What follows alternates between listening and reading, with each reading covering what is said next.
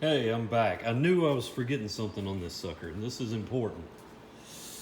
There is, okay, on this CrossFeed screw and the nut, the brass nut, that's the top of the brass nut right there, and it has that little spring-loaded ball so you can oil it.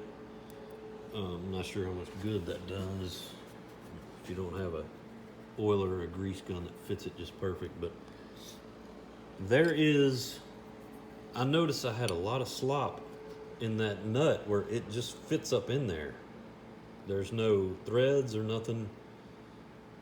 I thought it just fit up in there, and there was a lot of slop in there. I could move the whole cross slide, and I could see it moving. I could see the slop.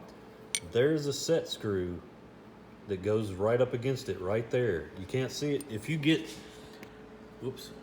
down in here with your light, with like a pin light or fiber optic light or something, get down in there, you can see it. Now I had to blow mine out. I had a bunch of dirt and oil and grease or whatever up in there. I had to blow it out before I could even tell what was going on in there. But you can, without even taking this apart, if you've got some slop in there, you can take an Allen wrench, and I'm sorry, I do not know what size this sucker is. It's small, but not real small. It fits into a 3/16 hole, but it's not, the size is not stamped on here. I'm assuming it's standard, but if you can find whatever Allen wrench fits in the 3/16 hole, that's it, most likely. But you can slide this sucker up in there,